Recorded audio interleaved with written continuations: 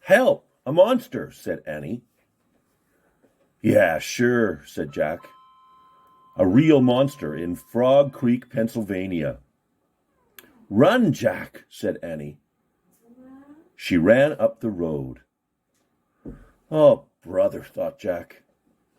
This is what he got for spending time with his 7-year-old sister. Annie loved pretend stuff. But Jack was 8.5. He liked real things. Watch out, Jack. The monster is coming, said Annie. Jack didn't say anything. Come on, Jack. I'll race you, said Annie. No, thanks, said Jack. Annie raced alone into the woods. Jack looked at the sky. The sun was about to set. Come on, Annie. It's time to go home, yelled Jack. But Annie didn't answer. Jack waited. Annie, he called again. Jack, Jack, Annie shouted. Come here, quick. Jack groaned. This better be good, he said. Jack left the road and headed into the woods. The trees were lit with a golden late afternoon light. Over here, called Annie. Annie was standing under a tall oak tree. Look, she said. She pointed at a rope ladder. It was hanging down from high in the tree. Whoa, Jack whispered. At the top of the tree was a treehouse tucked between two branches. That must be the highest treehouse in the world, said Annie. Who built it? Asked Jack. I've never seen it before. I don't know, but I'm going up, said Annie. No, we don't know who it belongs to, said Jack. Just a teeny minute, said Annie. She started up the ladder. Annie, come back, Jack said. But Annie kept climbing. She climbed all the way up to the tallest branches. Jack sighed. Annie, it's almost dark. We have to go home. Annie disappeared inside the treehouse. Annie, Jack called. Jack waited for a moment.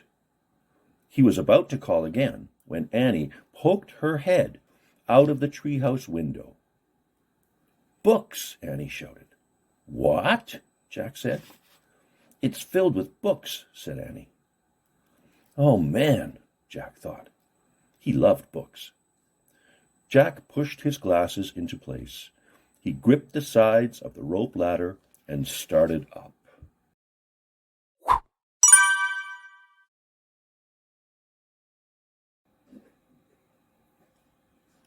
Chapter 2, The Monster. Jack crawled into the treehouse. Wow, he said. The treehouse was filled with books. Books were everywhere. Very old books with dusty covers, and new books with shiny, bright covers. Look, said Annie. You can see far away. She was peering out the treehouse window. Jack looked out the window with her. Below were the tops of the other trees. In the distance, they could see the Frog Creek Library and the elementary school and the park. Annie pointed in the other direction. There's our house, she said. Annie was right. Jack could see their white wooden house with its green porch. In the yard next door was their neighbor's black dog, Henry. He looked very tiny. Hi, Henry, shouted Annie. Shh, we're not supposed to be here, said Jack. Jack glanced around the treehouse again. He noticed that bookmarks were sticking out of many of the books. I wonder who owns all these books, he said. I like this one, said Annie. She picked up a book with a castle on the cover. Here's a book about Pennsylvania, Jack said. He turned to the page with the bookmark. Hey, here's a picture of Frog Creek, said Jack. It's a picture of these woods. Oh, here's a book for you, said Annie. She held up a book about dinosaurs. A blue silk bookmark was sticking out of it. Let me see, said Jack. He set his backpack down on the floor and grabbed the book from Annie. Okay, you look at that one, and I'll look at the one about castles, said Annie. No, we'd better not, said Jack. We don't know who these books belong to. But even as he said this, Jack was opening the dinosaur book to the place where the bookmark was. He couldn't help himself.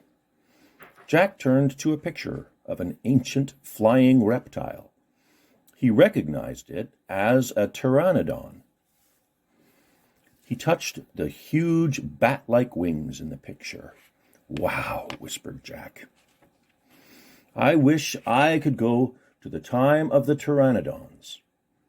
Jack studied the picture of the odd-looking creature soaring through the sky.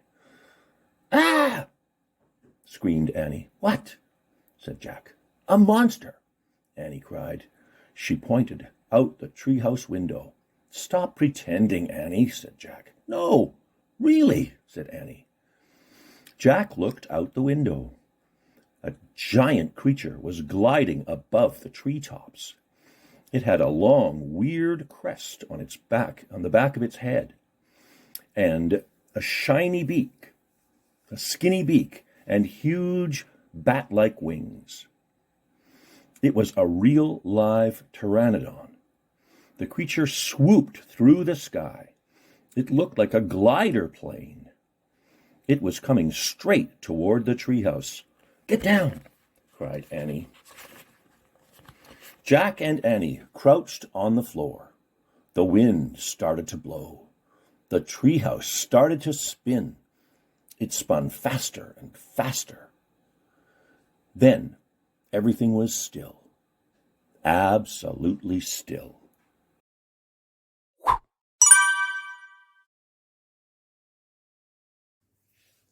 Chapter 3. Where is here? Jack opened his eyes. Sunlight slanted through the window. The treehouse was still high up in a tree, but it wasn't the same tree. Where are we? said Annie. She and Jack looked out the window. The pteranodon was soaring through the sky. The ground was covered with ferns and tall grass. There was a winding stream, a sloping hill, and volcanoes in the distance. I don't know where we are, said Jack. The pteranodon glided down to the base of the tree. It landed on the ground and stood very still. So what just happened to us? Said Annie. Well, Jack said, I was looking at the picture of the book, and you said, wow, I wish we could go to the time of the pteranodons, said Annie. Yeah, and then we saw a pteranodon in the Frog Creek woods, said Jack. Yeah, and then the wind got loud, and the treehouse started spinning, said Annie. And we landed here, said Jack. And we landed here, said Annie.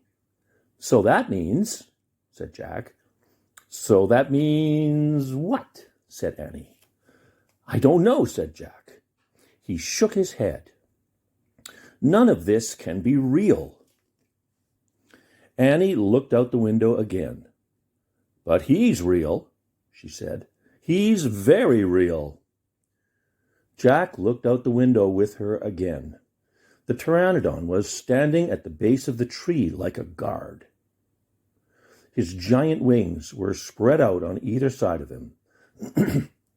"Hi," Annie shouted. "Shh," said Jack. "We're not supposed to be here." "But where is here?" said Annie. "I don't know," said Jack. "Hi, who are you?" Annie called to the pteranodon. The creature just looked up at her. "Are you nuts? He can't talk," said Jack. "But maybe the book can tell us." Jack looked down at the book.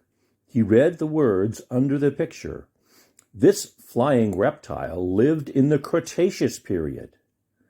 It vanished 65 million years ago with the dinosaurs. "That's impossible," said Jack. "We can't have gone to a time 65 million years ago." "Jack," said Annie, "he's nice." "Nice?" said Jack. "Yeah, I can tell," said Annie. "Let's go down to him." "Go down?" said Jack. Annie started down the rope ladder. "Hey, come back," said Jack. But Annie kept going. "Annie, wait," Jack said. Annie dropped to the ground. She stepped boldly up to the ancient creature.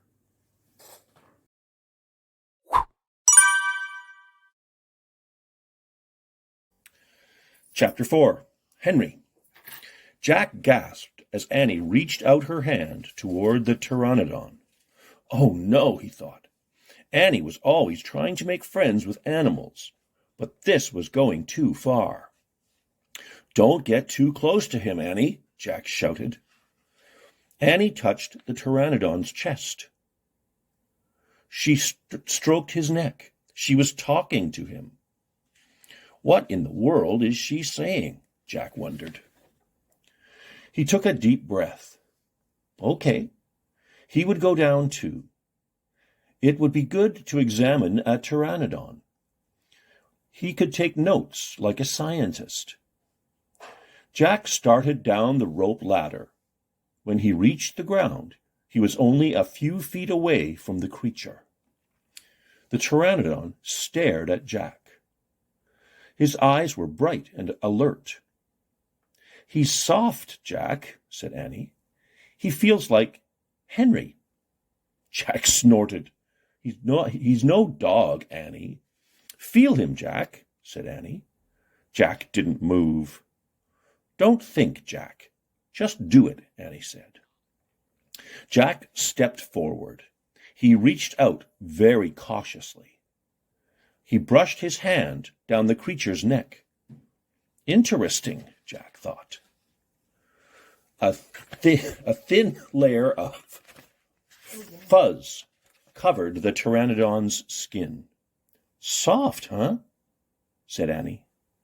Jack reached into his backpack and pulled out a pencil and a notebook. He wrote, "Fuzzy skin." "What are you doing?" asked Annie.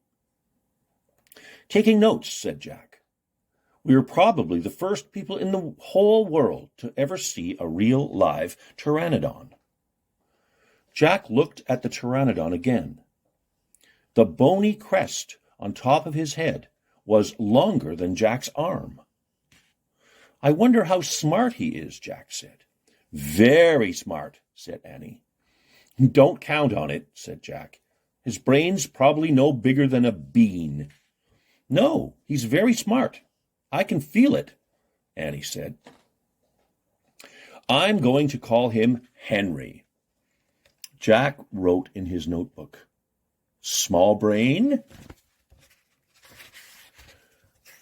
Jack looked at the creature again. "Maybe he's a mutant," he said. The pteranodon lifted his head. Annie laughed. "He's not a mutant, Jack." "Well, what's he doing here then? Where is this place?" said Jack. Annie leaned close to the pteranodon. "Do you know where we are, Henry?" she asked softly. The creature fixed his eyes on Annie. His long jaws were opening and closing like a great pair of scissors. Are you trying to talk to me, Henry? Asked Annie. Forget it, Annie. Jack wrote in his notebook, mouth like scissors. Did we come to a time long ago, Henry? Asked Annie. Is this a place from long ago? Suddenly, Annie gasped, Jack!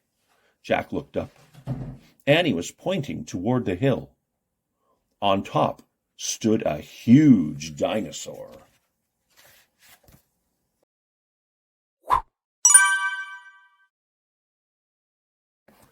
Chapter 5, Gold in the Grass.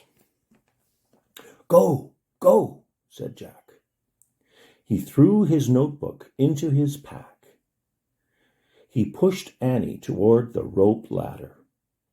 Bye, Henry, she said. Go, said Jack. He gave Annie another push. Quit it, she said. But she started up the ladder. Jack scrambled after her. Jack and Annie tumbled into the tree house. They were panting as they looked out the window at the dinosaur. It was standing on the hilltop, eating flowers off a tree. Oh, man, whispered Jack. We are in a time long ago. The dinosaur looked like a huge rhinoceros with 3 horns instead of 1. It had 2 long horns above its eyes, and another one grew out from its nose. It had a big shield-like thing behind its head. Triceratops, said Jack. Does he eat people? Whispered Annie. I'll look it up. Jack grabbed the dinosaur book. He flipped through the pages. There, said Jack, pointing to a picture of a triceratops. He read the caption. The triceratops lived in the late Cretaceous period. This plant-eating dinosaur weighed over 12,000 pounds. Jack slammed the book shut. Just plants, no meat. Good, said Annie. Let's go see him up close. Are you crazy? Said Jack. Don't you want to take notes about him? Asked Annie. We're probably the first people in the whole world to ever see a real live triceratops. Jack sighed. Annie was right. Okay, let's go, he said. Jack shoved the dinosaur book into his pack. He slung his pack over his shoulder. Annie started down the ladder, and Jack followed her. Just promise you won't pet him, Jack called down to Annie. I promise, said Annie. Promise you won't kiss him, Jack said. I promise, said Annie. Promise you won't talk to him. I promise, said Annie. Promise you won't. Don't worry, said Annie. Annie and Jack stepped off the ladder. The pteranodon gave them a friendly look. Annie blew him a kiss. Be back soon, Henry, she called. Shh, said Jack, and he led the way slowly and carefully through the ferns. When Jack and Annie reached the bottom of the hill, they knelt behind a bush. Annie started to speak, but Jack quickly put his finger to her lips. Then he and Annie peeked out at the triceratops. The dinosaur was bigger than a truck. He was eating the flowers off a magnolia tree. Jack slipped his notebook out of his pack. He wrote, Eating flowers.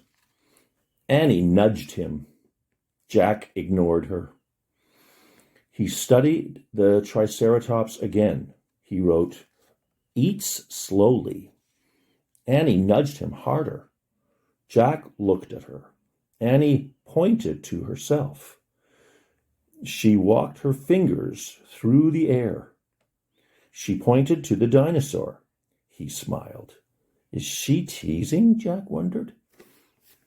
Annie waved at Jack. Jack started to grab her. She laughed and jumped away.